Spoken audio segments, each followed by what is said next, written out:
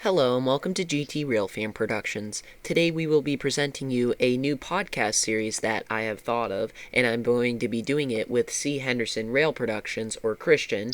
Say hello, Christian. Hey everyone, this is Christian here. The name of this podcast will be Steam Smoke Talk, as we will be mainly talking about steam locomotives, with the operation, preservation, restoration, and even retired steam locomotives. Scrap all steam locomotives. Yeah, scrap all steam locomotives, Christian, yeah. No, you're good. It's all good, bud. We also are the only... No, I was going to do a joke about blue cheese and chicken wings. Oh, okay, well, it's all good. But yeah, basically, we're going to be starting this podcast series with, C. Henderson Rail Productions, Christian, and make sure to subscribe to his channel. Please do that, because he's one of my inspirations, and he's helping me with this podcast, so I really appreciate it. And he's got a variation in everything with diesel and a lot of stuff, so you do not want to miss out on the content on his channel for sure. Why, thank you. It actually means a lot when someone tells me that I was their inspiration. That's actually something really cool to me when I always hear from friends or fans. Oh yeah, definitely, man. Like, when I met you, I was like so pumped to meet you, because I was like, I've watched your channel for a long time, and it was really cool to meet you, and you were like super chill, and then you have just like taught me so much about Steam, more than I could ever ask for, so I really appreciate that. And I'm so glad that, like, I thought about this, like, hey, maybe we should do a podcast together and put our thoughts out there on what's going on with Steam preservation and just anything in general with Steam, and here and there with diesel, that will become diesel discussions, which the main focus on this podcast will be steam locomotives, but here and there I'm sure there will be talk about diesels, which that section will be called diesel discussions. And diesels are cool too, if I could state out there, or if I could put that out there. I'm for everything, really. I mean, I love steam, I love diesel, GE, EMD, Alco, Baldwin, everything out there. It's pretty cool to me, so I really am not very picky when it comes down to locomotive types, steam or diesel. It's great to have a variety, if I can honestly say, because as much as I love steam, every once in a while it is great to go out and, I can't believe I'm saying this, it is great to go out and watch CSX. I mean, it really, truly is.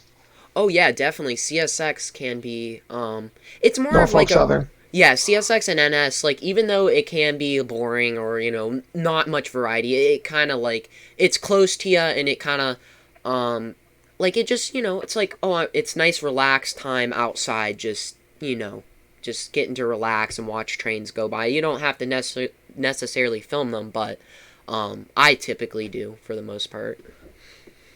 Yeah, so I do too, so.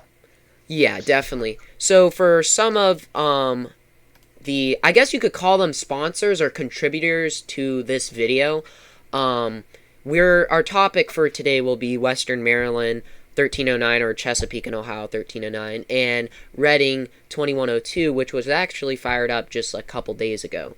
And the contributors to this video was Jacob Leukhardt, which he is providing some photos and I think it's a single video, if I'm not mistaken, maybe two, of the C&O 1309, because he was present there when they actually fired it up and test ran it. I believe he was like, I'm pretty sure that Jacob was the first one I saw that even released anything on it. I didn't see anything else, and then I saw Jacob's photos. I'm like, oh my gosh, it's 1309.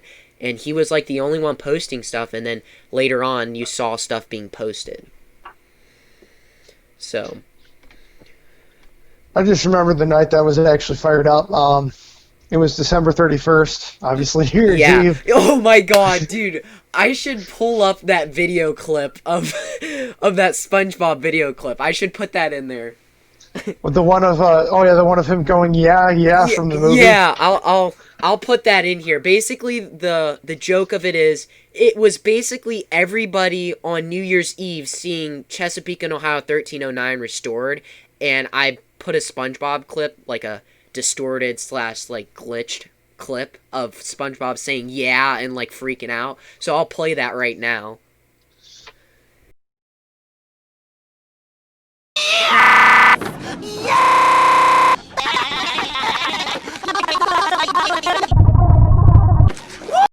And then our other contributor for Reading 2102 will be Ethan's Trainz Productions, which I recommend subscribing to Jacob Leukhardt and Ethan Trainz Productions, as they have great channels as well. A lot of variation is Steam, Diesel.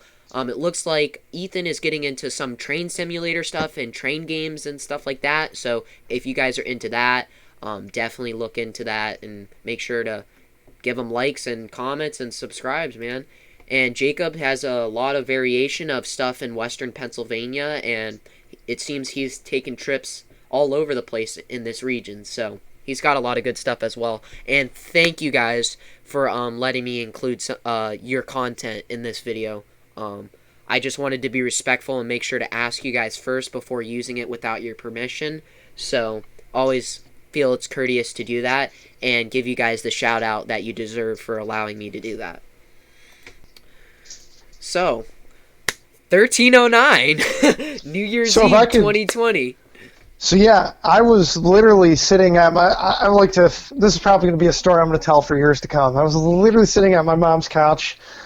We were watching, I don't even remember what we were watching. It was me, her, and my sister, when I get a text from a friend of mine with the picture of the 1309 all fired up.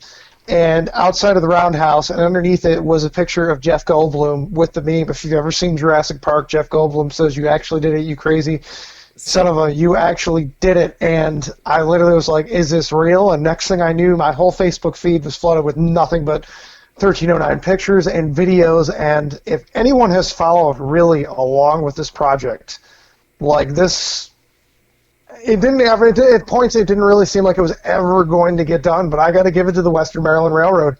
I'm proud they kept restarting. I'm proud they kept chugging along at it. Because, I mean, Gabe, how many times have we literally been sitting here and it's been like, they're delayed again, this happened, that happened, and it's like, they did it. They actually did it. Oh, many of times. I mean, I remember, when they were calling for it to be done by, I think it was... Wasn't it in 2019 they were calling it to be done? The first time they were calling for it to be done, when the original, I forget, I want to say it was Trainz, but it was an article back in 2014. They were originally actually calling for it to be done by the time when 734 came back. That was the original calling, even though the locomotive had been sitting outside for resting for the past 30 years. Right. And then it kept getting pushed back with no real start date, but they were asking people to fund the project. Donations, not actual like, hey, we need you to fund it. You get what I'm saying, though. Yeah. They were asking for donations, and I remember they had this page about what's happening with 734, and it just kept getting pushed back. And then around the same time, 2017, they announced that the project was 6 months from being done. They needed to have the donations that kept coming in. They were posting all these updates about stay bolts and all this other stuff, and then you didn't hear anything until May when it was delayed. And then it was going to be pushed out to August. And that was also when Trainz Magazine had 2 of their photo charters. And then it got delayed again, and then the project ultimately halted for 6 years. 6 years, 6 months, yeah. I can't count. They got delayed for about, I would say, 6 months, and that's also when the person stole the parts that was an employee. And then all of a sudden, it was just like we're hydrostatic testing it, and 2018, the hype was there. 2019, the hype was there. Then they paused again, but it ran. I mean, now is the time to get hyped. They still have a lot of things they need to get done, but now is the time to keep the donations going to Western Maryland. We want to see this actually get done. Oh yeah, they still got to paint the cab. Yes, they do have to do that. Yeah, well, they've got a lot of things, but yeah, definitely. I remember when they were planning on actually doing, they were selling tickets to the first runs of it, and it was July of, wasn't it 2017? Because I actually got tickets for the first run. Actually, for the people who don't know this on the podcast, because I don't know, for whatever reason they unfortunately subscribed or whatever, I was at one point Action Set Go. And one of our last adventures ever planned together before Go left the channel was we were all hyped for 1309. We watched videos of 734 we were just literally trying to, best we could, compare it from videos from, were 10 years, some were 10 years old, some were 5 years old. we were just trying to like compare the line because we couldn't wait to see something as big as 1309 running on that line. Oh yeah, definitely. I remember the hype was real when they had released like the dates for it to run. And I was doing the same exact thing, man. I was sitting there researching, watching videos, Google Maps, I mean photos, I mean everything, man. That's my way of like research is, you know. That's my way too. Yeah, like Google Photos, YouTube. oh yeah, that's how I am. Like I think heavily on Google Maps, and YouTube is more of like, definitely Google Maps I think outweighs it more when it comes to YouTube, because YouTube, for me personally, like I find the shots and stuff, but I find shots that I'm like, ooh, I want to try this out. You know, I haven't seen somebody try this out. That's how my thought process is usually. But that's a great thought process. Yeah, I could not wait. And then I remember it was like, yeah, we're not going to get it done. We got to refund y'all all your tickets. And I was like, bruh, you can't be doing this. Like, why? Well, that's definitely something that is definitely something that, you know, I mean, I get why they're wanting to build the hype, but it's definitely something we've learned time and time again in Steam restoration. You do not, until the locomotive has been test fired and put back together and test runs are in place, you do not start advertising dates that you're not 100% sure you're going to be able to fulfill. And that's something they learned twice, unfortunately. Yeah, that's the worst part. You know, unfortunately, that's what started all these crazy conspiracy theories about the railroad. And I'm so glad the railroad was able to prove them all wrong. Oh yeah, definitely. We were all just sitting there on New Year's, you know, like 2020, let's be real. It was a whack year. I mean, we're all sitting there on New Year's Eve, just chilling at home, waiting for the New Year's ball drop and everything, I'm sure, or spending time with family or whoever you were with. If you were alone, you know, you were just chilling. And all of a sudden, you know, like you said, you got I think it was a text or a meme. A text message. Yeah, and I literally was at my friend Chris Manning's house, and we were running model trains, and I was with a few friends, and we were running trains, and my friend Alex Kolste, Red Raider Railfan Productions, I don't know if you guys know of him, make sure to subscribe, he's got good stuff, he literally looked at me, and he goes, Gabe, they did it. I was like, what? 1309, and I literally stopped my model train, put it, like, it was, you know, I was running it good. I stopped that thing immediately, grabbed my phone, and got on Facebook immediately, and saw all the photos from Trainz magazine, and everyone that was there, and I was just like, everyone in the room was, like, losing it, like, all the Steam buffs in there, Alex Kolste, Alex Bassetti, Chris Manning, who else was down there? I think my uncle was down. Yeah, my uncle was there. He was losing it too, because we've been waiting for that for a while. Like, I've been telling him about that, and he was pumped. He's been pumped, and, you know, it just so happened we were all together when that happened. So. You know, it's, you know, in a way, for the Western Rail and Railroad, it's too bad in a nutshell. Like, you know, the gist right now that everyone talks about is everyone knew that 734, you know, needed serious work when it went down. And if you know me, if you've heard me ramble out of my videos, you all know that 734 is one of my favorite steam locomotives, and I will wait till the end of time for that thing to come back. Like, that was like that's the main reason I love centered headlights. But it's too bad in a way, like, I mean, again, I don't really know what the process was when the whole 1309 thing did end up in the railroad, that, hey, we're purchasing this. It's too bad in a way the railroad didn't know this sooner. You know what I mean?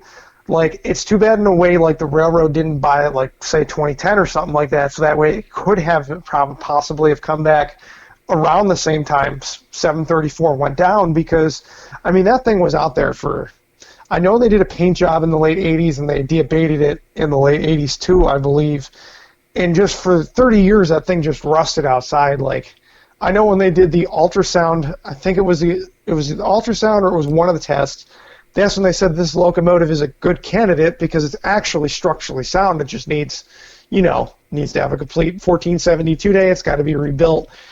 And I think it was in one of the latest updates they were talking about how they knew it had to be rebuilt, but they didn't realize to the extent it was going to need a ground-up rebuild. It's basically a brand new engine, which is fantastic.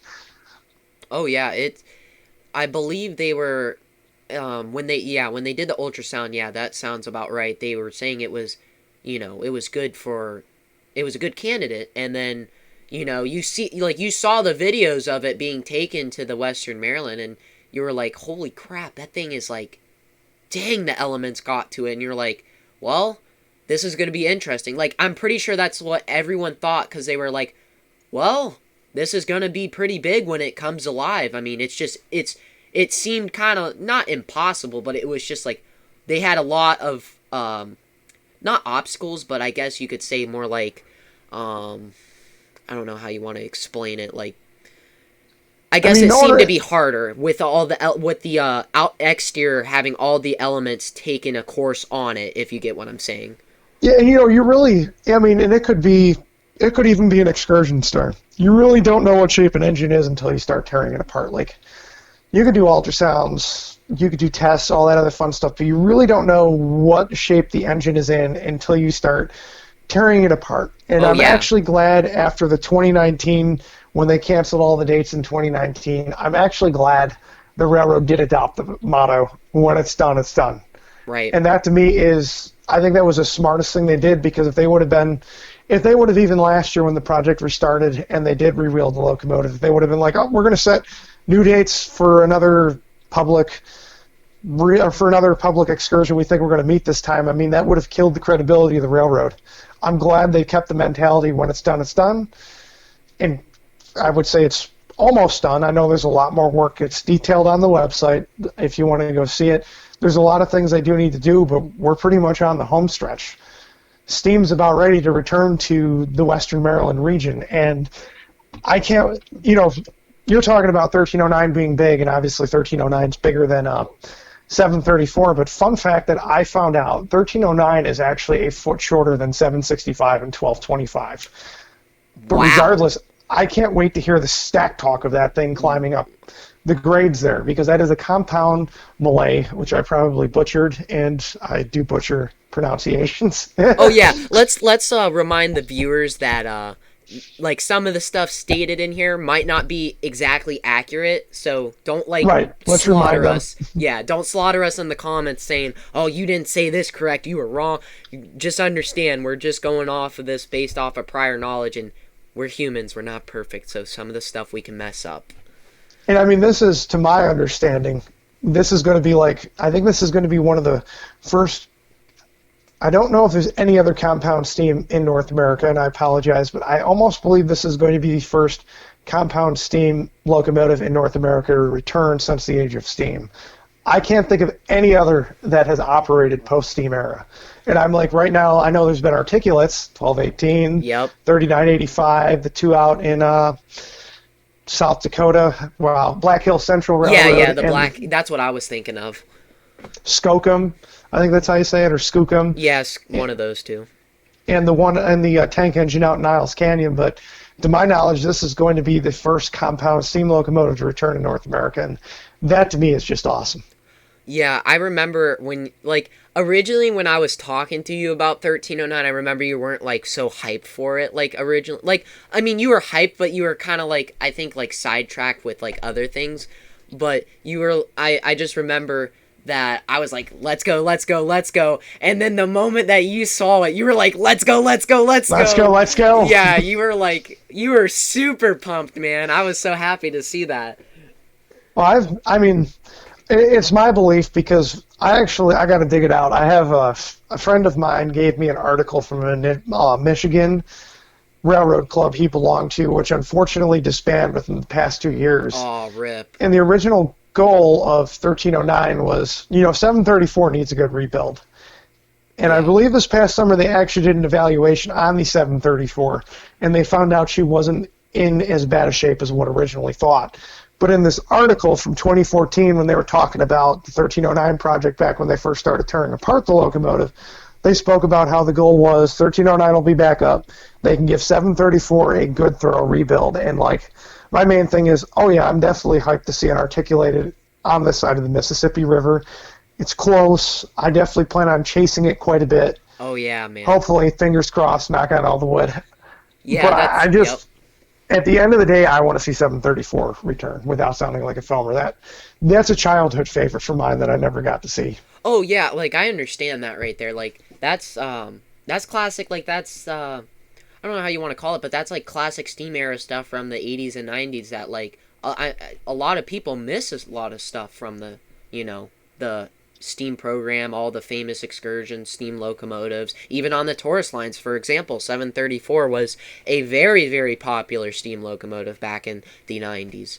So, it's kind of sad to see the condition. Like, when I saw the photos of it when 1309 was steamed up and you could just see that it was sitting out there rotting, it, like, not gonna lie, even though it's not personally, like, I don't think it's one of my favorites. I think it's a very good steam locomotive, and they put on a show with it. Boy, do they put a show on, with the 734. But it just kind of, I'm sure for everybody, it kind of, like, hurt you a little bit to see that was, like, rotting, and it was, like, operational just about 5 years ago, half a decade ago, And I always kick myself in the butt for missing the last excursions because it was kind of a little bit of an interesting time in my life, and if I could go back anything, like I was telling my grandfather, I'm like, I wish we would have went and saw it 5 years ago. Yeah, that's the same thing with me when it came down to the NS Steam program. I remember in 2012, so I was like 9 years old. I remember searching up Southern 4501 or Southern Railway 4501. It was this was in the summer. It was just random because I was watching YouTube videos and, I was learning about Steam at the time, the NS Steam program and all that. And I see this video of Southern Railway 630 through the Carolinas, July 2012. So I remember watching that and I was like, oh, this is awesome. But I had no knowledge of that was, an excursion, where to find the schedules for that, or anything like that. At the time, me being a kid, I thought that was 4501, just dressed as another steam locomotive, 630. Obviously that's incorrect, but at the time, as a kid, you just, Southern 4501's now Southern 630, but I was wrong. But I didn't find out about anything going on until, probably 2014, 2015, and I couldn't go to anything until 2015, which was 765 with the Ashtabula Special and the Deadhead to Buffalo. See, now that was my college years with the NS Steam program, and while I always have watched Steam on YouTube, I never exactly knew where to go, where to turn, where to go see Steam, really until 765 ended up in my backyard, really about 6 years ago. That was a spark that eventually led to my channel's creation. And it was literally after that I literally started looking into all the stuff like 611, because I remember seeing videos of 611 as a kid. I obviously remembered 765, and that's when I saw stuff about 630 and 4501. I thought it was so cool. And then the next year, Norfolk Southern was like, yeah, we're only running 611 on the Steam program. And I was like, I thought that was cool, but to me it was like, oh, darn, I wish I'd bring it back to Buffalo. And then kind of really realized the state of the Steam program in 2016 when I started really looking into it, and then 2017 was the last year they actually offered excursions. Yeah, that was sad because, like, I remember 2015 I was, I didn't really chase 765. I mean, I rode it on that Saturday, July 25th, from Youngstown to Ashtabula and back. But the Sunday I just went to Ashtabula and shot it arriving. And me being dumb, I deleted that video somehow, but, it happens. I'm kicking myself for it, but I can't do nothing about it. I can say I was physically there and watched it pull in. But I got one on you. Yeah. Other than that, I only really got to see it in Conneaut, Ohio, and then Girard, and we attempted to chase it, but I'm telling you right now, Rich Melvin had that thing going more than 40 miles per hour. We were pacing the thing at almost 50 miles per hour on Route 20 and outside of Girard, Pennsylvania, where the tracks come neck and neck, sort of, with the highway. Like, they were so late that I think they just gave him the okay to, full speed. I mean, I'm pretty sure it's like, if I'm not mistaken, like 50 55. I have no idea in the Lake Erie Yeah, district. it's like, it's not very fast, so I wouldn't be surprised if the dispatch was just like full throttle, man. I Full remember they speed. got to Buffalo late Yeah. because I did not know they were here until they were actually in the yard. Now, interesting story about that, what we're talking about, 765, was my friend has a kid who is very obsessed with trains, and at the time, I didn't really realize how easy it was to go out and see steam locomotives. So at that point in my life, I knew I wanted to go to one of these railroads, but I didn't know where to go. I was between jobs and all that, and all of a sudden, it's about 10 o'clock at night, and I thought I heard a steam whistle from my house, but I was like, nah. I'm like, it was nothing. Me and my friend go, actually, ironically, were on Facebook playing video games, whatever, and all of a sudden I saw from the street right down the road from my house, 765, passing my friend's kid, and he got his kid all excited about it, and I literally said, go. I'm like, that was a steam engine. That whistle I heard? And he said, yeah. I said, that was a steam engine. He said, and at first he didn't process it either. I'm like, a steam train. Right. Like the ones that, used to pull trains across the country. And he was like, wait, what? And next thing, one thing led to another. And I didn't belong to any Facebook groups at that time, railroad related. And that's Same when I here. realized there was a excursion going from Buffalo to Corning. I wanted to ride it, but I had to work that Saturday, and I had a commitment that Sunday. So I Oh, decided I was going to catch them departing Saturday. I was late to work that day, and I made up some excuse, whatever it was, and that's the shot on my channel of my very first video that wasn't a trailer of the 765 passing over Union Road, Cheektowaga. oh, that's awesome. And that was like my sole goal was to just get one shot, and I was literally so happy with that shot. And then I didn't realize it came back to Buffalo once for the ferry to Cuyahoga Valley. And by the time I found out about that, I was literally like, and I've seen shots of 765 in territory where I shoot modern NS at, and I was literally like, oh, darn it. Yeah, I kick myself because, I mean, at the time I was like, I didn't know enough, and I wasn't, I was still kind of a kid at the time, and it was kind of like I was not very knowledgeable of the area yet, so I kind of just went with my uncle, and he knew the area to a certain degree. I probably know more about the area than my uncle now because, it's just natural that if you keep on research, just kill it, you're Yeah. gonna know a lot. But it kills me because I was like, if I could go back in time, I would have been chasing that thing on Sunday from Youngstown to Ashtabula back to Youngstown.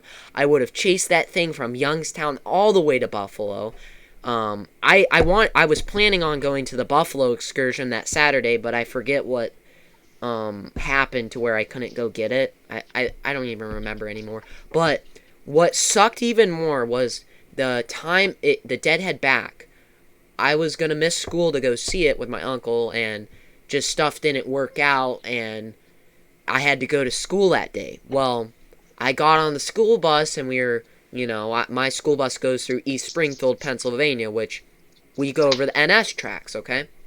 I had my camera with me, and we're going over the tracks, and I'm hoping, I'm like, when we pull up to these tracks, this 765 better come by. And the last time we went over the tracks to, before I was getting dropped off, there was a guy standing at the crossing, and I said, did it come by yet? And he goes, no, but it's coming. And I was like, oh, God. So I'm sitting there like, the bus better get there quick.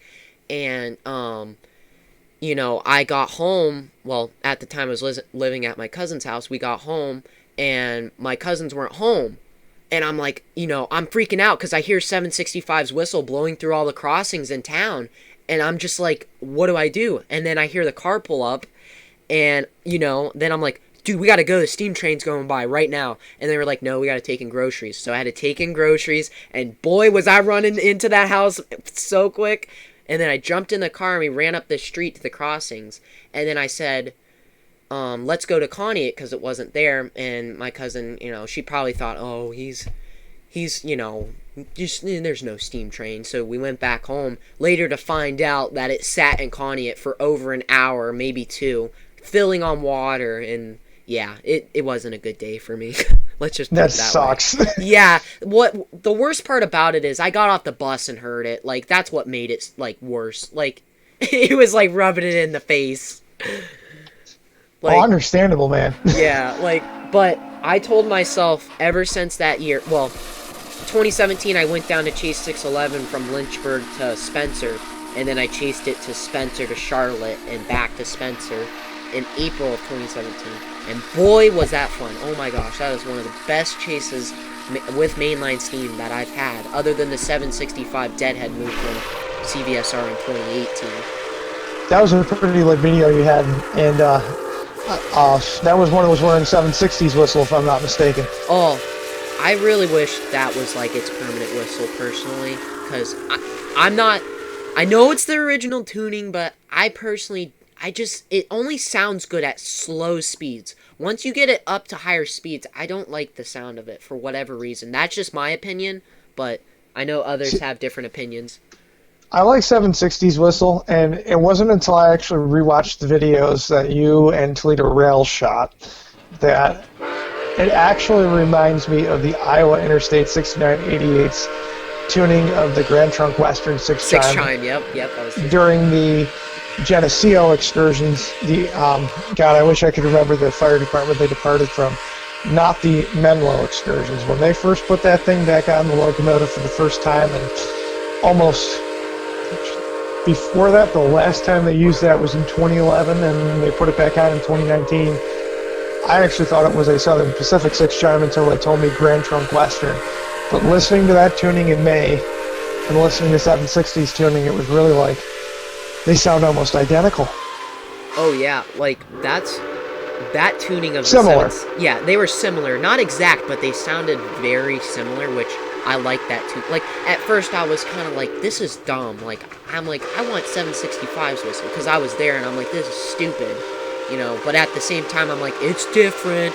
You know, I coincidentally planned the exact day that they were going to put it on, so it's like, hey, at least I'm getting something different. And then after, like, when I heard it in person, I was like, whoa, that is nice. I'm like, dang, that's nice. And I'm like, they're going to put that on 757 in Bellevue and just let it, you know, that's at least what I heard, that whistle was going on 757 to just stay on it.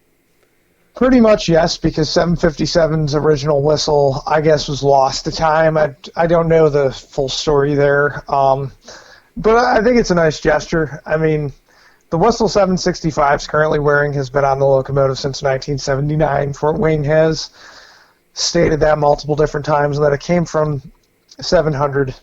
Yep. And different tunings over the years. Everyone has their own preference. A lot of people prefer the 80s whistle. Oh, and, yeah, that one's nice. And a friend of mine, well, not the 80s tuning, a friend of mine actually remembers that, and he told me there's a reason why he, as much as he loves 765, there's a reason whenever he just hears it today, all he says is he hears disappointment. I'm like, it doesn't sound that bad. And he's like, you don't understand. You did not hear that 80s whistle. I mean, it couldn't be that bad. I mean, that's actually, like, typically I'm more for a lower tone, like, baritone whistle, I guess you could say, or the sweeter, lower tone whistles. Because, I mean, I like my good old, Steamboat or Southern PS4 or, sometime IC3 chimes or Hancock Long Bell 3 chimes. Hancock Long Bell 3 chimes are, like, that is my favorite whistle, probably. My favorite whistle is the 1734 War in 1993 to 1996. Yeah, you've told me that a lot. I personally, I mean, it's not a terrible whistle. I don't think it's a bad whistle. I think that's that, like, 734, that is its whistle. Like, you can't change my mind. Like, that is her whistle. Like, you can't say, like, all those other whistles she wore was hers, because, like, that whistle that you like is, like, that classic 734 sound, and you can't change my mind about that. And that's what a lot of people remember, like people that grew up with videos like All About Fast Moving Trains, or who had videos of 734 like myself. That is the number one thing I remember, is that 1993 whistle, which the one video I have, I don't know how accurate it is, It was, God, I can't even pull it out right now. Claimed it was from an I2, and actually I'm trying to see if I have it right here. Yes, it is entitled Mountain Thunder by Blue Ridge Productions, and it claimed when they were talking about all the different pieces that made 734, they literally went into depth about where all the different parts came to make it look like a Western Maryland Wow. consolidation class when it was sitting in the station. And the thing that they were talking about where the bell came from, but they said that the whistle that was placed upon 734 was an I2 whistle. I don't know how accurate that information was. I've tried to figure that out over the years. I don't really know who to ask. Not really to find out, just to be like, oh, hey, was that right or not? I'm just curious because I would love to hear that whistle someday again, whether it be on 734 or another locomotive. Oh yeah, definitely. I think if 734 returns, it should have that whistle. Like that's, I'm not gonna complain if it has the Potomac or the Hancock Long Bell 3 chime or the Southern Pacific 6 chime, and because those whistles were beautiful. But if you want that classic like 90s, like you know what I mean? Because like Yeah. let's be real, we all grew up watching the steam program, all these tourist railroads, all these steam locomotives, these excursion stars. We base off, like, for the most part, at least me and you, we like to see the locomotives, the steam locomotives, in their, most of the time they're 80s and 90s or 70s, you know what I mean? Like, that's how we The grew up classic watching. appearance. Yeah, that's how we grew up watching them, so we're like, we want to see it like that when it comes back, or, and if it's alive right now. We want to see it that way, but we also have the thought of, well, at least it's alive, breathing and running and has somewhere to run instead of sitting somewhere like a living corpse. And that's my main thing. I mean, as long as it runs, as long as there's a fire in those grates, that's all I really care about at the end of the day. We all have our preferences. I mean, 1225, I've said it many times, I love it in its original appearance. But you know what, I still go out and shoot it regardless whether the flying number boards are up or whether, in my preference, they're down. I mean, 765, I don't care on its appearance, but I do love the tuning currently of the whistle. So, Yeah, it means there's that. I'll still shoot it. I mean, it's not the most beautiful, like, in my opinion, not the most. At low speeds, it sounds good. I like it when it's at low speeds. Same with Big Boy. For whatever reason, Big Boy, in my opinion, sounds good at lower speeds. Same with 765's whistle. But once they get going faster speeds and stuff like that, in my opinion, they just don't sound the greatest. But that's just me. Yeah. So, but yeah, I basically with back to the steam program, NS's 21st century steam program. After all, chasing 765, 611, then 765 on, getting it on a deadhead, which really was an excursion. I've told myself, if there is ever a steam program again, whether it be NS or CSX, I'm going all out with that. I'm going to try to go to everything that I can if there is one. I don't see NS, but CSX is a very good possibility. Mainline Steam is, I don't want to say where it's at because pretty much Steam has survived on short lines better than it has the main. Yeah, that's the sad part. But I mean, there's some beautiful short lines. Reading and Northern, Conway, scenic. Strasburg, for what it is actually scenic. I mean, you've got Western Maryland, Cuyahoga Valley. I mean, there are some beautiful short lines. Mainline, it's great when they can open up the throttle a little bit. Like, I was lucky enough to see 765 go at about 70 miles an hour during the deadhead for the Joliet Rocket. We paced 844 at about 65 miles an hour. I mean, it's cool, but I also love short line steam. Yeah, don't get me wrong, I love me some short line steam too, because personally, when it comes down to short line steam or these tourist roads, obviously it's easier to chase typically. That's what the nice part about it is. Mainline steam, you have to spread spots out because it's usually higher speeds and traffic, and you have to assume the general public's going to be out. Right. Yeah. But yeah, if I don't see NS doing one, but if CSX, if they decide to do a steam program, which I would not be surprised with 2716, they love that thing. I would go out, I would make sure to go, what I'm saying is I'm not going to make the same mistake I did with the NS Team program. That's all I'm saying. I don't want Neither to will I. I don't want to feel that like, oh man, I was so dumb. I should have done so much more with it.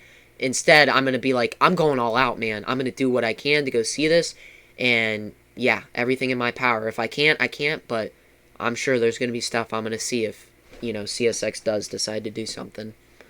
And it's the same thing with UP. Like last year, I wanted to go out and see the big boy as much as I possibly could before COVID shut down. And I still would love to see the big boy stretch its legs this year if it does operate, granted, with everything with the pandemic. I don't foresee it because right now the pandemic is still raging out of control, but that's another discussion for another day. Right. Yeah. Not a funny discussion. No, it's not. It needs to go away. I want to see me some Steam. But another thing with Big Boy is that thing draws a crowd, and it doesn't matter if it's rail. There's no safe way to run that. Yeah, there's no safe way to run it when it comes down to this virus. So it's just smart to just not even run it. And that's why a lot of tourist railroads or people that own steam locomotives and run them, they didn't run them because COVID, it draws a crowd. So it's just common sense. And that was definitely something Strasburg saw this year because they were one of the most continuous. I mean, they're noted for their steam program. I mean, granted, their whole railroad is basically based on steam, not a steam program. Well, I mean, technically is a steam program, but they saw more people there this year because of the virus. New Hope definitely saw a lot of people chasing it this year because of the virus. Heck yeah.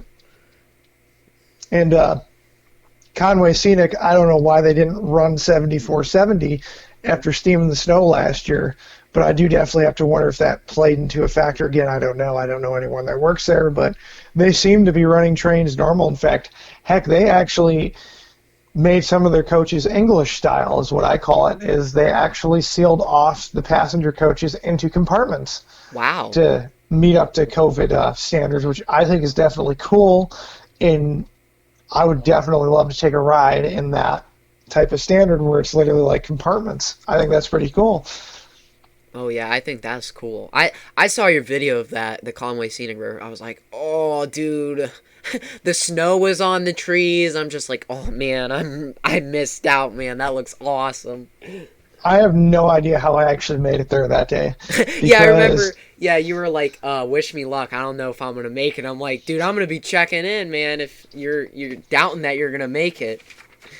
There was a just side story. There was a little bit of a snowstorm. I wasn't able to make it all the way to Conway when I went to go chase it.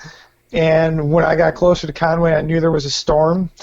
And the closer and closer and closer and closer I got, the worse the roads got. I mean, I was literally just like slowly like trying to get out there, and I got there, and even the first part of the chase when it was running tender first was affected, which was a bummer because they really don't run tender first going to Bartlett. They always leave the engine facing west. They never leave the engine facing east. That's why the snow excursions with 7470 is so cool, because if you have sun, the sun actually works with the 7470, where if it's facing west, there's a long period of time the sun does not cooperate. Right. And I wanted to get those tender first shots because it never runs to Bartlett tender first. So with the snow and the roads, that literally affected the first part of my chase. But beyond that, I had a fantastic chase, and I gotta honestly say, I used to say 113 was my favorite switcher. No, 7470 takes the cake. That is really an awesome engine, and that 6-chime really is perfect. Isn't that what? Canadian National 6-chime. Yeah, that's what I was thinking. I was either gonna say Canadian National, Grand Trunk, and Western 6-chime.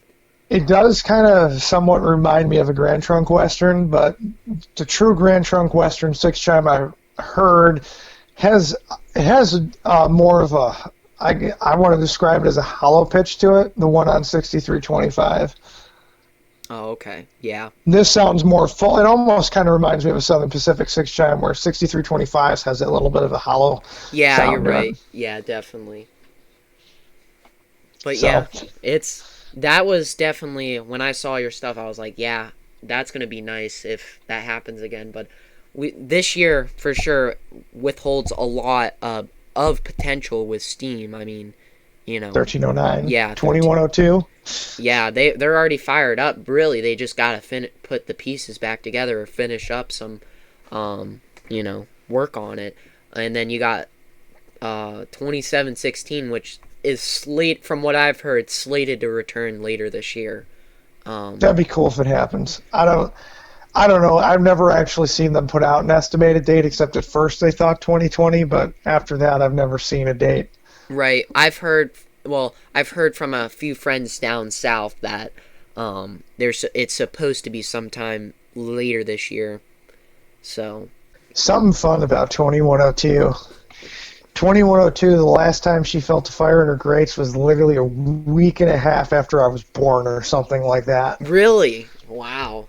So, literally, like, it was the same thing with 1218, too. Like, literally, one of them was a week and a half after I was born, and then they were never fired up again.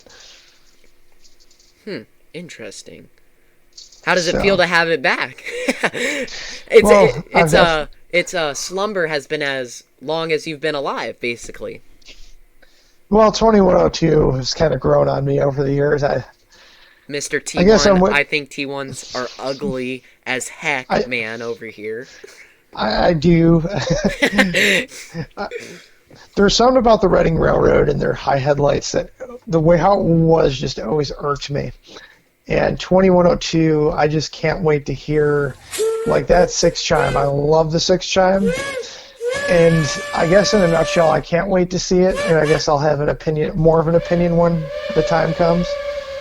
Right. But I'm reserving an opinion, but it's definitely something to get hyped about because that's actually that's another northern operational on our side of the country. Oh yeah, definitely. That was another I remember you were saying with 2102 you're like, that thing's ugly. You were all like opposed to it. I'm like, dude, it's a T1 and it's a 484 Northern, like it's a pretty big steam locomotive, and it's the Reading ones. I mean, those were pretty popular and pretty good at pulling stuff. So that's why I was excited. Also, like we were stating earlier, when you watched a bunch of steam from the 80s and 90s, Reading 2102 was thrown in there.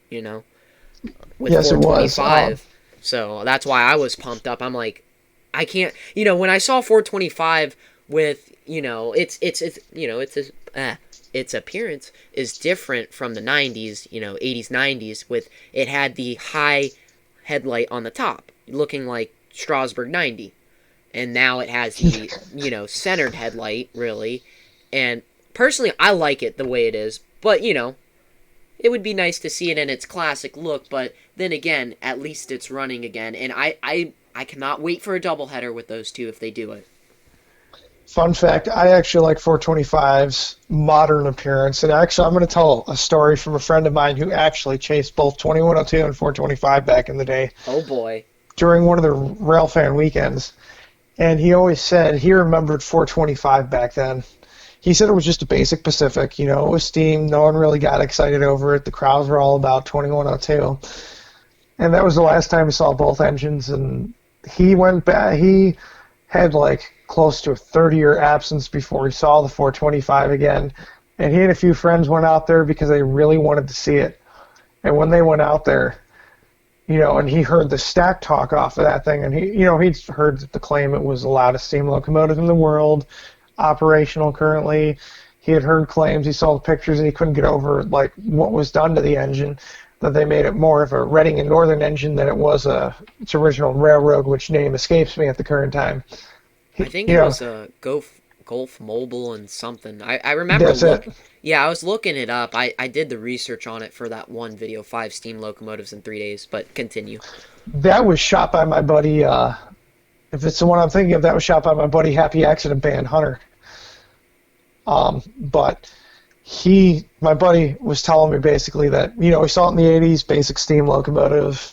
Back then there were a lot of them, so he was like, it's cool, but it's not 2102. Right. He went back literally like 3 years ago, and he's literally like, I don't know what they did with that engine between 1987 and 2018, but that's not the engine I saw 30 years ago. He said they made that so much better. Oh, heck yeah. That thing is He a show.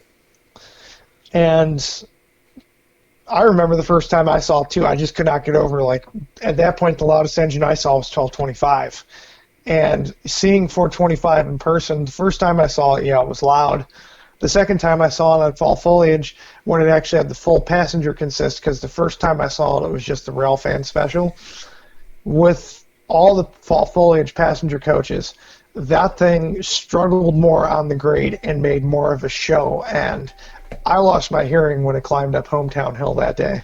Oh, I'm That's sure still you one of did. that is still the best Hometown Hill performance I've seen, and that's still one of the best. Memories? That's one of the best performances I've seen in this whole hobby. Yeah, I only got a little bit of a taste of 425. That's the day I actually met you, was the Schuylkill, Even Burrow days. yeah, 2019.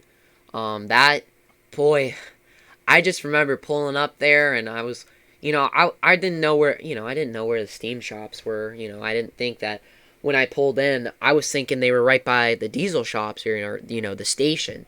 And I'm sitting there because Ethan Brody, Ethan Trainz production was, he sent me a picture of him sitting outside the steam shops. And I'm sitting there like, where is it? I'm sitting there. I'm like, well, he's going to have to come and grab the consist at one point. And then all of a sudden I hear, whistle blowing, I think it was, I don't know the sense of direction really, Port Clinton, really the way I was standing. But, I heard it in the distance and it came, tender out towards me. And when it finally hooked up to the cars, I was like, oh my gosh. Like, the blue on it is just so nice. I mean, it's just such a, like, sharp-looking steam locomotive in person.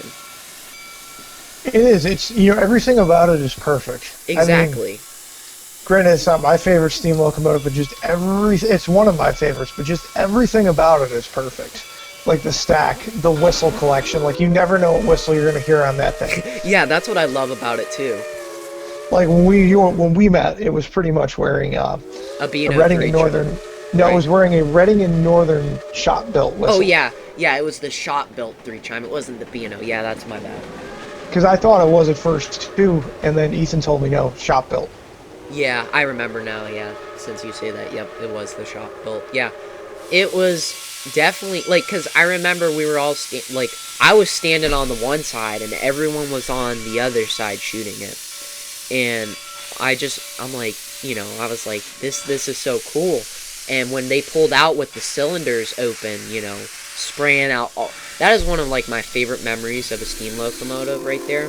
I had 765 do it to me at Cuyahoga Valley in 2018. They had the cylinders, spraying steam out, and that is, like, one of the best feelings ever.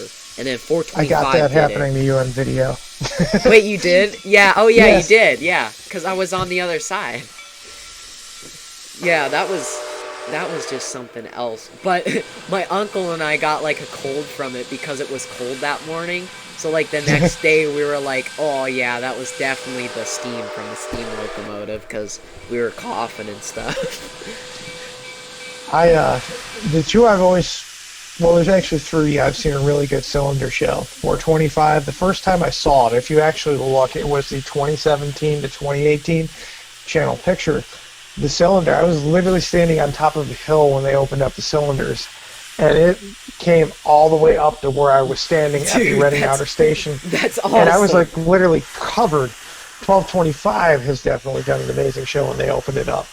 And the 6988, when they blow it down, really does an awesome show in the morning. Oh yeah, 6988, they put on a show with that thing. When I saw the videos of it pulling freight, I was just like, whoa, like, yeah, that just, like, I'm like, I gotta see that. Like, there's no doubt that I want to go see that now. Like, it was a 210, isn't it a 210-4, or is it it's a 210-2 that was built by the Tong. Okay, yeah, so it's a 210-2. That's a big steam locomotive right there. And I mean, it's been around for a decent amount of time. Who knows how long of its life is left before it has to, get its 1472 This year. this year? Okay. It was shipped over. It was built in 1985. 7081 was built in 1987, I believe. And 6988, the reason I referenced 7081, that's also the other Chinese steam locomotive Iowa Interstate owns. 6988, this is the year its time expires. It got an FRA inspection right before it came over here, and that was around 2006, and they pretty much signed off on it. And 7081 also got it at the same time. The president of the group announced last year that 7081 they decided to take it out early and not even do the inspection to bring it back, which it needed a 5-year. 6988, I believe, was in the process of the 5-year. They did it early, and right now they're waiting to see what happens pandemic-wise before any excursions are announced, if any do happen this year.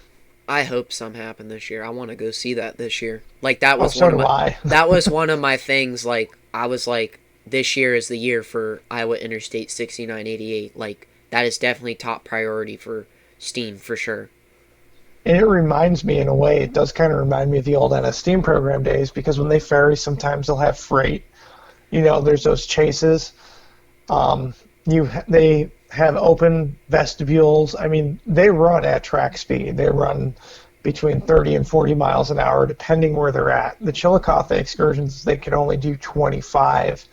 But I know when I chased in Mitchellville, they were doing 35, around there. Right. And it just depends on the condition, but I rode it once. You get to sit in the vestibule, and it's just a nice show. Oh yeah, I'm sure that like you explained, it's probably old NS Steam program vibes for sure. Like that's what it seems like to me, where they're gonna ferry it with freight. That's what NS did, and the open vestibules. That was the Southern Railway Steam program and NS, and if I'm not mistaken, N&W and all. That was before all regulations were uptight. Now they're all uptight where you can't do a lot of that, but obviously Iowa Interstate's getting away with it. They're also not mainline, they're class 2. Yeah, so they're not doing, neither is the NS Steam program, which I never understood why they couldn't do open vestibule, but then again, they're a class 1, so they're held up to a higher standard, I guess you could say. Lawyers. Yeah, that's what I was getting ready to say. Probably insurance. That's probably the main thing right there. Somebody gets soot in their eyes. Cuyahoga Valley doesn't do open vestibules either because of the trees and everything, which I understand. Yeah, that kind of makes sense. But yeah, Iowa Interstate for sure. 6988. I hope to God they run, because I want to see that so bad this year. That's one of my bucket list things for the year too, because I know it's not going to be around next year. Well, hopefully they get the 1472 day, which. I don't know. I'm going to assume because of how popular they've gotten with rail fans, but I guess we'll just sit and see. But the QJs are hands down, I love chasing them. I love, honest to God, going out there and chasing them on an excursion. Yeah, your videos make it look like a lot of fun, so. A lot of memories. Yeah, I'm sure.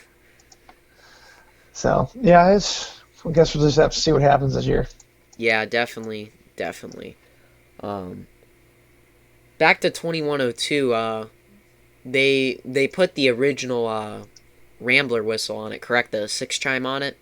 That's what they're talking. I don't know whether that's true or not, but they're saying that the 6 chime that they tested out today was the Rambler whistle. Okay. That it wore for the Rambler excursions. Yeah, it sounded, that gave me 80s and 90s vibes right there, because I was like, we all saw 2102 typically with that whistle if it wasn't the Reading 6 chime. Now, something interesting I was told was that 2102 has actually worn various Reading 6 chimes over the years. So the distinction is, what the rumor that's going around right now is that the one it's currently wearing is the Rambling 6 chime from the famed Reading Ramblers of the 1960s. Okay, that's cool. I think that's cool. Yeah, I think it's cool too because I mean I don't know how you tell like if it didn't come with the locomotive. I guess I mean there's obviously serial numbers and all that fun stuff, but because the T1s did not originally come with a Reading 6 chime, they came with a Hooter. I'd love to know how they figured that one out. Like that to me is actually kind of interesting. Yeah, definitely. I think that I'm sure that whistle in person is going to be ear piercing for sure. Like that thing is very high pitched, but for the historical value with it, it's definitely worth hearing, and I think it's a very respectful honor, I guess, for the T1 to have that whistle, especially 2102. I mean, 2100. Speaking of that T1, yeah, that one isn't it like they were restoring it and then they had to take it apart for its FRA 15 year or whatever or 1472. What's up with that? I don't quite understand. I don't understand. I don't know what's going on with that, but at one point, if I remember correctly, it was on the website. And again, I'm going to put a disclaimer out here. I don't 1,000% remember, but I believe they were trying to restore it on the time it had left from its last FRA inspection. And now they're starting to go full-blown into a full 1472 day. I don't know. Hopefully someone can comment on that. I apologize. I don't know. Yeah, I think I don't know much about they do update videos here and there, but I remember, I think it was either you or I saw something. I can't remember if it was you or something. I saw it online, but it was like, yeah, they're taking it apart now because it's due for its 1472 FRA thing, and I was like, what was the point in that? I mean, you just kind of I mean, I guess if they didn't put it all back together, I guess it's going to be easier to perform the FRA inspection. I guess if you really think about it, I mean, I guess because they had to refabricate parts and, replace parts and stuff. So maybe it's easier this time, but who knows? Yeah, I mean 2100, I don't know what shape it was in, but I mean, they're doing a good job and it'll be done when it's done. And I actually can't wait to see that one either because I mean, it'll definitely be cool to see like two sister Northerns in this close a vicinity operating when you think about it. I mean, granted, Ohio's the Midwest, Pennsylvania's the East Coast. They're literally like states right next to one another. Oh yeah. I think from Cleveland to I think from the Cleveland area to the Port Clinton shops in about 6 hours. So I mean, they're basically generally in the same area.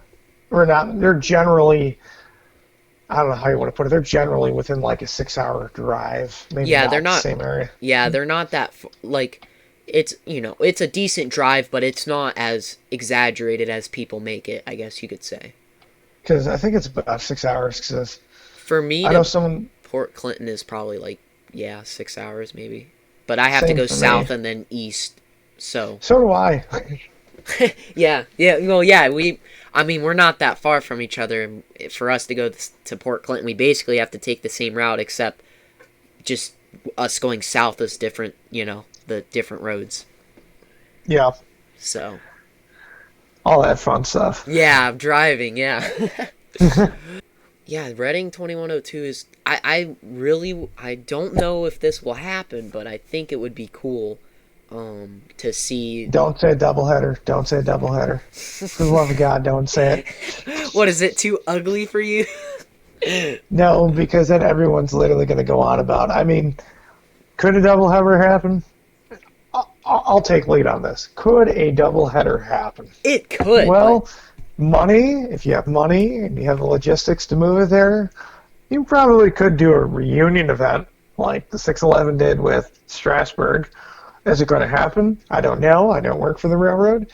Would it be cool to see happen? Yes. Am I going to literally lose sleep over hoping it happens? No. Oh yeah, I'm not going to lose sleep over it. I mean, I just think in the back of my head, it's like, what if they ever paired up the 2100 and 2102? That'd be something, neat to see. I can already hear the foamers now. Going off literally right now. You don't understand. I'm literally already having a headache hearing. I can already even see the people commenting on the videos. They should double head. They should double head. Okay. Don't comment they should double head in the comments, guys, okay? You're gonna make Christian mad. I can already hear it. That's the sad thing. Or they're gonna comment just to mock you or just to mess with you now. That's what Well, happens to me. I'll say something or there'll be like an inside joke on my channel or something. Like I do my live streams for like some of my model trains, and apparently I do my model trains reviews in a pantry supposedly, even though it's my bedroom. But I just roll with the jokes because it's just like whatever. I mean, yeah. if they get joy out of that, they get joy out of it. No, that's actually funny. Yeah, but 1309. Is there anything else we missed about 1309 that we jumped all over the place? Donate.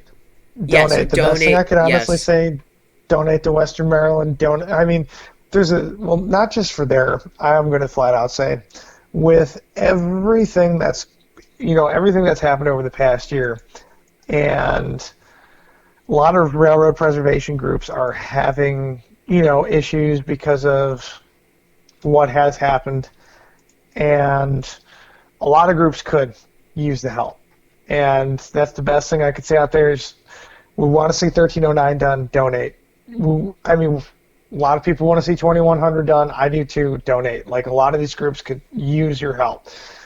And whether you donate to 1309 or you donate to another group, make sure you at least donate to a group of your choosing where it's going to help, because, a lot of groups weren't able to operate this past year, and hopefully this year they can make up for it. Oh yeah, definitely. I mean, there was the Fort Wayne Railroad Historical Society that couldn't operate. The Friends of 261. Who else? Well, see, Fort Wayne was able to do a modified version of their like pumpkin or whatever. of their open Halloween. house. Yeah, their Halloween and open house stuff. But 261, I understood at one point they were going to try and operate for North Pole Express, and I don't know whether it was COVID restrictions or what else. It turned into a virtual North Pole Express thing, which I think was cool. Okay, did you see the Canadian Pacific 2816 virtual Yeah, holiday train? everyone's seen that. Well, yeah, I figured. I never really got to talk to you about that, I don't think.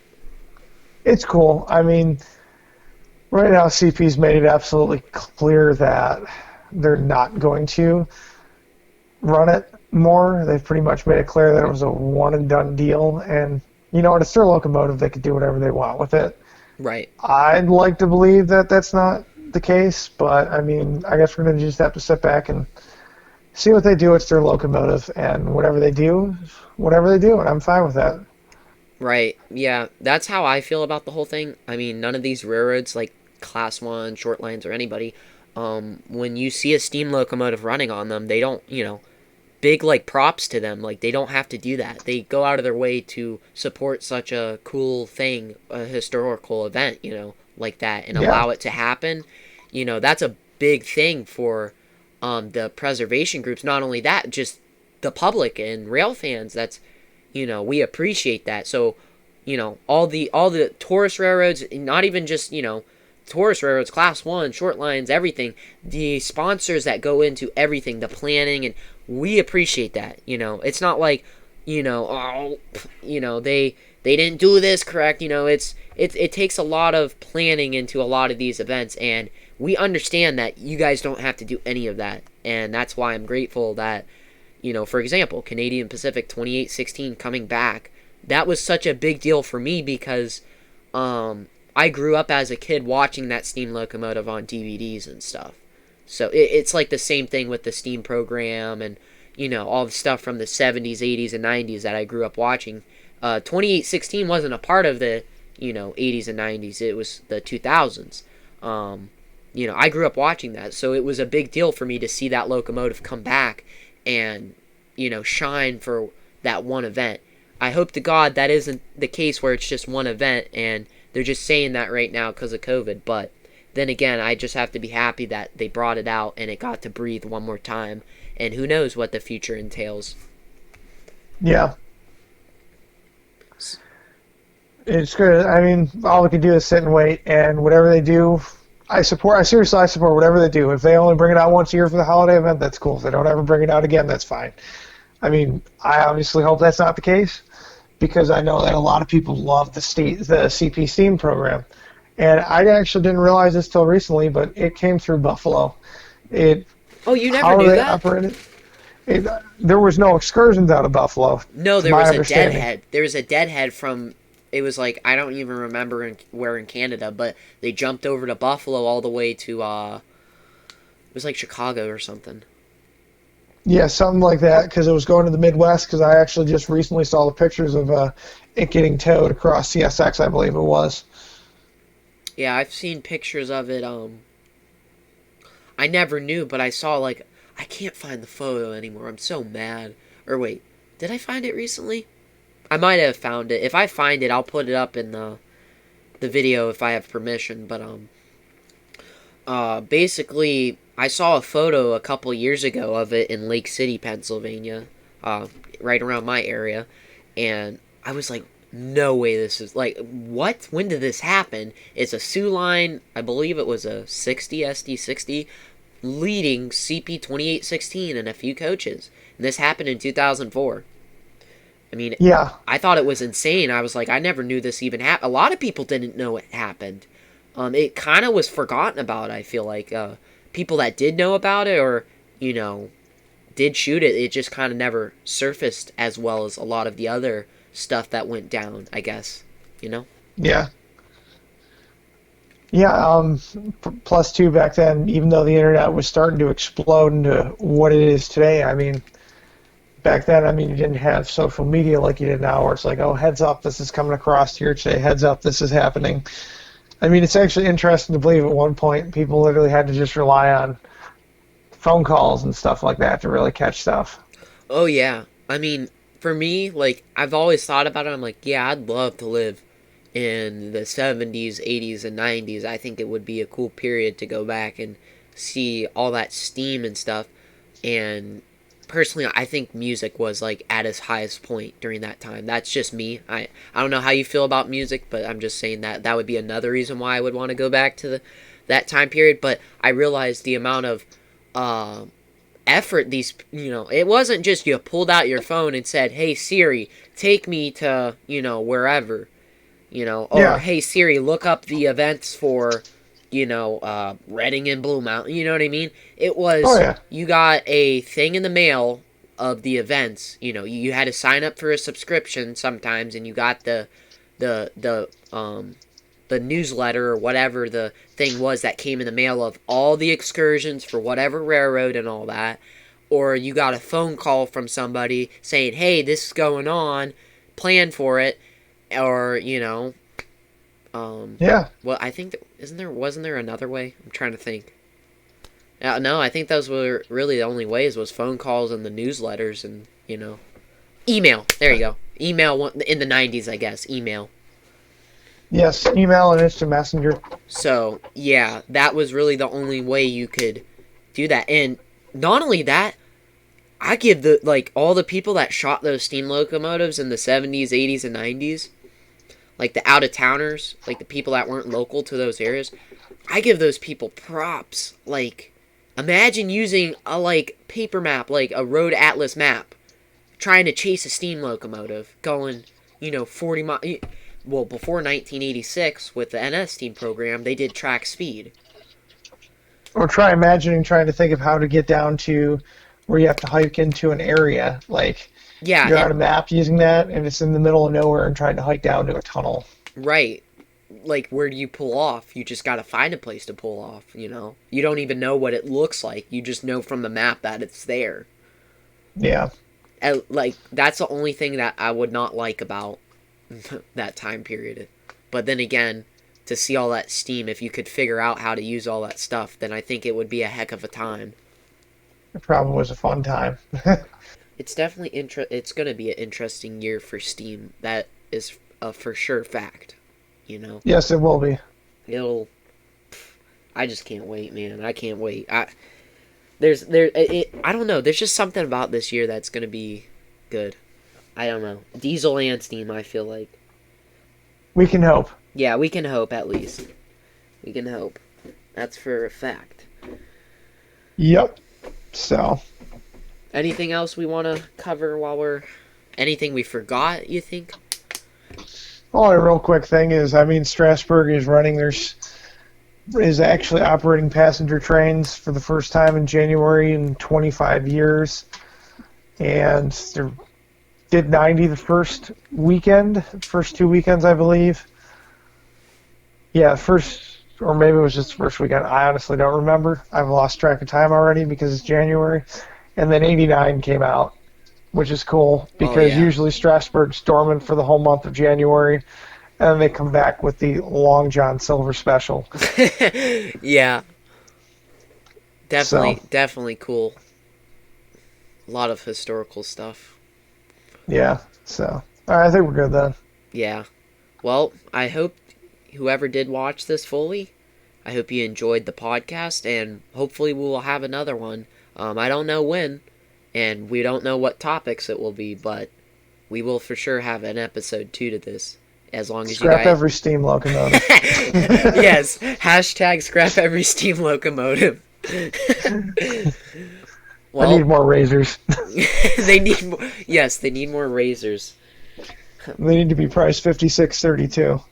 Oh my god. No, I'm sorry. I'll cut that out. $56.29. Oh god. Oh my gosh, you're bad. Yeah. Alrighty. Well, I'm gonna end the podcast here, and hopefully. That's cool. Yep. I appreciate you joining, Christian, and can't wait to do it again. That was a lot of fun. Oh yeah, man. Yeah, I can't wait to do it again. Yeah, this was. I feel like this will do well for sure, and yes, it will. I enjoyed talking for sure. So did I. Alrighty. All the viewers, have a good rest of your night. Have a nice time or a great time chasing any trains that you plan on chasing, or rail fanning, or going to see any Steam or anything train related, model trains, train games. Good luck with all of that. Make sure you're taking the precautionaries you need to do for the virus out here. You know, it's not going to go away without your guys' help. So make sure to be following the guidelines your states have in place, and wear a mask. Yeah, wear a mask. Yep, wear a mask, definitely. And let's hope 2021 is a lot better than 2020, and hopefully is very eventful, at least in everything, Steam and Diesel. And we can only hope. Yeah, we can only hope for that. So, don't be catching no corona, and C. Henderson Rail Productions, you signing out? Yeah. And GT. Have a good night, everyone. Yep, and GT Rail Fan signing out.